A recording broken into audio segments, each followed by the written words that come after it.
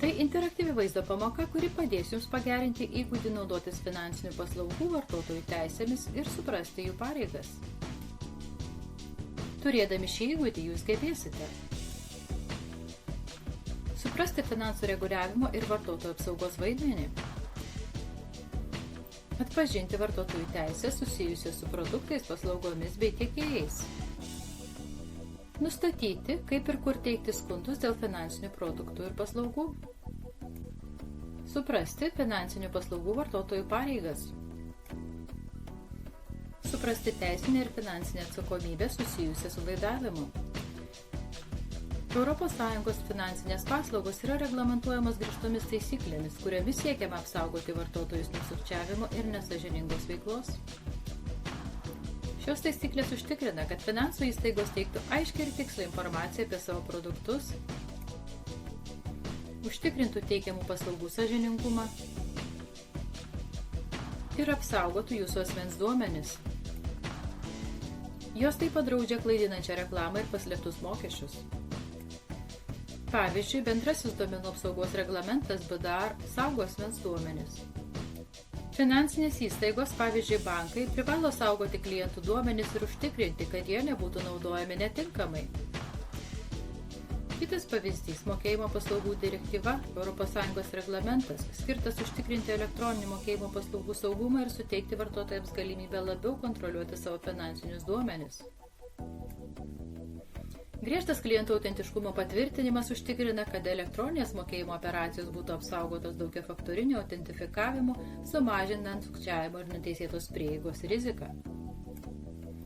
Vartotojas turi teisę gauti išsamią, aiškią ir naujausią informaciją apie finansinius produktus ir paslaugas, taip pat pagrindinės žinias apie jų naudojimą, kad galėtų priimti teisingus sprendimus. Europos parlamento ir tarybos direktyva dėl vartotojų teisių apsaugo asmenys perkant internetu, nustatydama aiškias taisyklės. Ji užtikrina, kad vartotojai prieš pirkdami gautų tikslę informaciją apie produktus, kainas ir sutartis. Vartotojai gali atsisakyti prekės per 14 dienų be priežasties ir be baudos. Įsigytos prekės turi būti pristatytos per 30 dienų, jei nenustatyta kitaip, ir turi atitikti žadėtą kokybę bei aprašymą. Jeigu pirkimas atšaukiamas, vartotojai turi atgauti visą sumą per 14 dienų. Ši taisyklė stiprina pasitikėjimą, užtikrina sąžiningą elgesį ir skatina sąžiningą verslo praktiką visoje Europos Sąjungoje. Kitas vartotojų teisių finansų sektorėje pavyzdys yra Europos parlamento ir tarybos direktyva dėl vartojimo kredito sutarčių. Direktyva užtikrina, kad vartotojai, imdami kredito produktus, pavyzdžiui, paskolas ar kredito korteles, gautų aiškiai ir lengvai suprantamą informaciją apie sąlygas bei su tuo susijusias išlaidas. Panagrinėkime situaciją. Vokietijoje gyvenanti Ema internetu pirko išmanų laikrodį iš Ispanijoje įsisteigusio mažmenininko. Gavusi siuntinį, jį pastebėjo, kad laikrodis netitinka aprašymo, tai kitoks modelis turintis mažiau funkcijų negu buvo reklamuota. Dėka ES vartotojų teisių direktyvos Ema susisiekė su pardavėju ir grąžino prekę bei atgavo pinigus. Kadangi dar nepraėjo 14 dienų po pirkinio įsigijimo, Emai nereikia nurodyti priežasties. Pardavėjas privalo grąžinti pinigus per 14 dienų nuo prekės grąžinimo, užtikrindamas sąžiningą ir sklandžią procedūrą. Aptarkime finansinių paslaugų vartotojų pareigas. Vartotojai privalo atidžiai perskaityti ir išanalizuoti visą finansų įstaigų pateiktą informaciją prieš sudarant sutartį dėl paslaugų teikimo. Taip pat pateikti tikslę informaciją apie savo finansinę padėtį. Ir viso proceso metu elgtis sąžiningai. Vartotojai taip pat yra atsakingi už sutarties sąlygų laikymasi. Privalo laiku atlikti mokėjimus. Tinkamai naudoti lėšas, užtikrinti pakankamą sąskaitos likutį.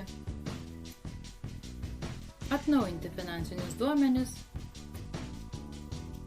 Ir bendradarbiauti su įstaiga. Laiduotojas – tai asmuo, kuris atlieka svarbų vaidmenį padėdamas asmenims, kurie patys negali gauti paskolos, paprastai dėl kredito istorijos trūkumo ar žemo kredito reitingo.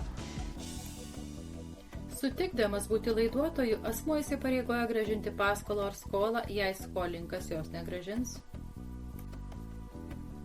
Tai atvejai, kai asmuo kreipiasi dėl hipotekos, vartojimo paskolos ar paskolos automobiliui. Pavyzdžiui, jaunas asmuo neturintis reikšmingos kredito istorijos gali paprašyti tėvų būti paskolos laiduotojais. Laidavimas yra didelė finansinė atsakomybė, nes blogiausiu atveju, jeigu skolininkas nevykdo įsipareigojimų, laidavęs asmuo privalo padengti likusią skolą, o tai gali sukelti finansinius sunkumus ar turto praradimą.